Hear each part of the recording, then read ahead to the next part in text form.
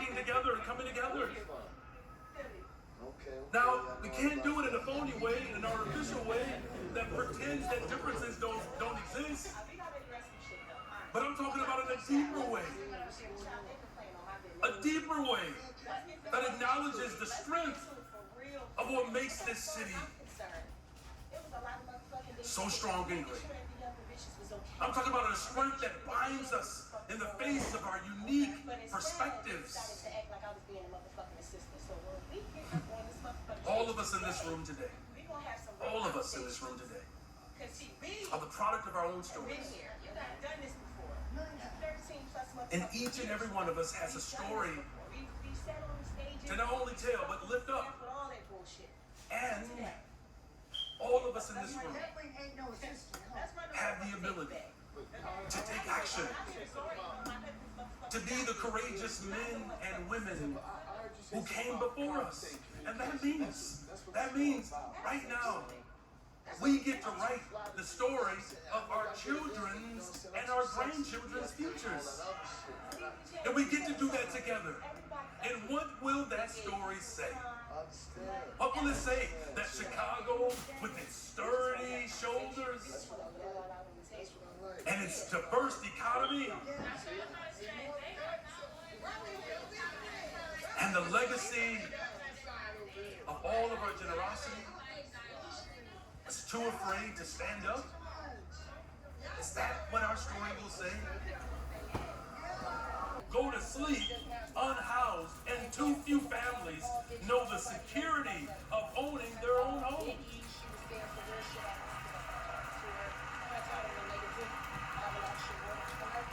Our downtown commercial corridors still bear the scars of the pandemic, with higher vacancy rates and lower foot traffic. And of course, our neighborhoods, particularly those on the south and west side,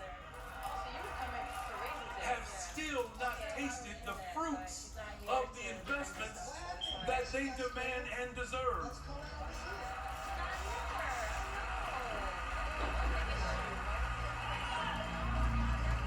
Our schools call out for more resources to fulfill their mandate of providing every single child in our city with a world-class education that meets their specific needs.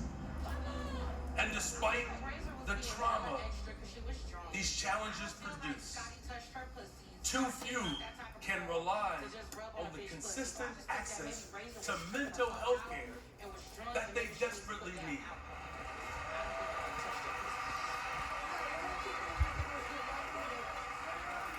But as we debate and discuss the solutions to these crises, I want to remind us that we have the real conversation.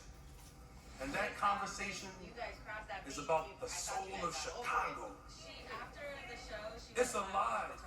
It's alive and well in each and every one of us. We have so much in common, you all. We really do. And we know that we all suffer when these ills are allowed to fester and grow. These problems don't just affect particular neighborhoods, one community, or an ethnic group. It affects all of us.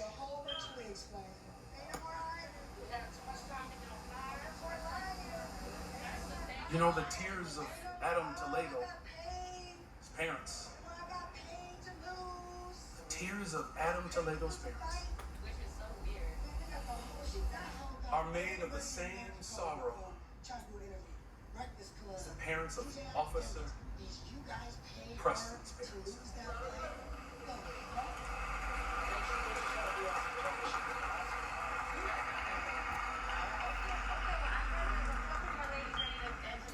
Officer Preston's tragic death at age 24, just last week, reminds us what is really at stake.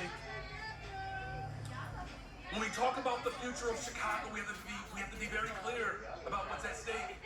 because she joined the Chicago Police Department for the very same reason that I ran to become the next mayor of the city of Chicago.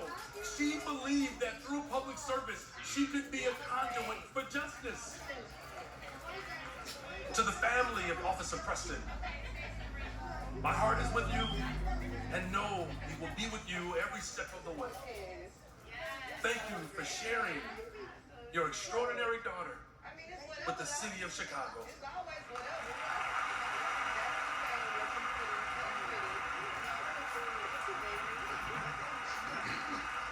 Now, thank you.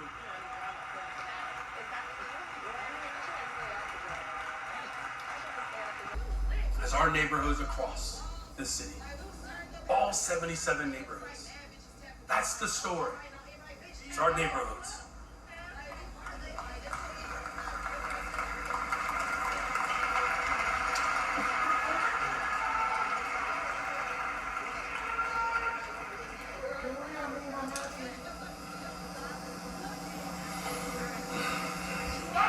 I'm breathing it in, you all. I'm just breathing it in.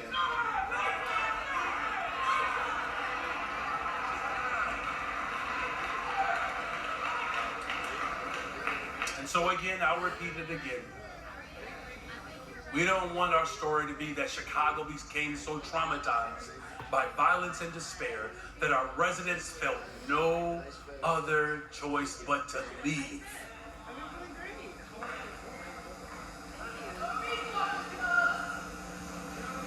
And so a better day is ahead, Chicago. Our stories get to reach well beyond this moment. They do. And I'm grateful that I will be working with a body of government that is committed to that transformation.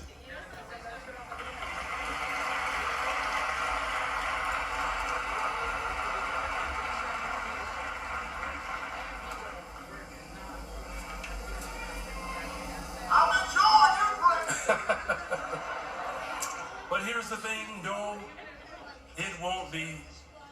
That will not be our story. Not on my watch. Because we right now together are committing ourselves to writing a different future. As a pastor's son, I'm reminded of a scripture, Matthew 6:21. For where your treasure is, there your heart will be also. And let's show the world, Chicago, where our heart is. Let's build a Chicago that is the economic marvel of our state, the Midwest, and this nation. Let's build a Chicago that means that our economy gets to grow by rerouting the rivers of prosperity to the base of disinvestment so that no one goes thirsty. Too much of our land is dry right now, and we have to change that, and we can. See, I live in one of those drier communities. The beautiful Austin neighborhood on the mighty west side of Chicago. And the very fact that the mayor of Chicago lives in one of the most disinvested and violent communities in the city, it shows us what's possible. So let's not be discouraged by what it is. Let's make sure that we never stop imagining of what it could be.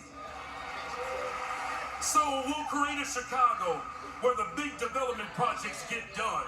The poor have a pathway out of poverty, and large events like the Democratic National Convention that will generate a vitality in every single neighborhood that gets done. Where our cultural institutions, whether it's our sporting events, hotels, and world-class restaurants, are supported, promoted, and accessible, not just to those from every corner of the world, but for those from every corner of the city. By imagining what is possible, by doing this, we can create a prosperous city which no one is too poor to live in one of the richest cities, in one of the wealthiest countries, at the richest time in the history of the world. And so that means, I'm talking about a Chicago where 65,000 people don't wake up on the streets or in a shelter. Where public housing and affordable housing and a pathway to home ownership exists for everyone. talking about a city where it will no longer be the case where every network dollar belonging to a white family, where only 8 cents belongs to a brown family, and only 1 cent belongs to a black family. We can do it, Chicago. We can bring Chicago home. My family is living proof of the type of transformation that can happen with real investments. We'll create a Chicago where pathways to college and the high-tech industries and the future exist alongside the pathways to the trades and apprenticeships and the arts, where every young person has a chance to pursue their passion and get a W-2, where business, community, labor, philanthropy work together to connect every young person to an opportunity to fulfill their potential, where we introduce these opportunities to young people as young as 6, 7, and 8 years old and open up their minds to a world that could be. I'm talking about the soul of Chicago. And so Gary, Bob, Jim, Don, we need your leadership. Richard, Marty, Linda, we need your business expertise. G2, Tanya, Andrea, and Oscar, we need your organizing and relationships. And so listen, this is not a call out. This is what organizers refer to as a call in.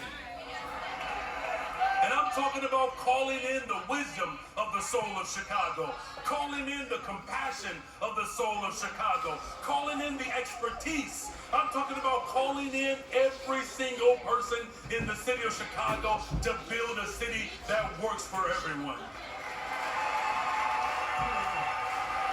So let's get to work where we double the amount of young people that we hire. Some say that we have to wait 20 years for the efforts to pay dividends. I don't believe that. We can change lives of people in Chicago right now. So let's show our heart is in our young people's education. Let's create a public education system that resources children based on need and not just on numbers. Where every single child in every neighborhood, whether they fill out an application or not, whether they are bilingual or not, special needs or not, has access to a world-class education. Let's have a system that respects its parents, educators, and school employees, where the president of the Chicago Teachers Union and SEIU Local 73 and the CEO of the Chicago Public Schools can work together to advocate for more resources for all of our children. So, Stacy, Diane, Pedro, I need you.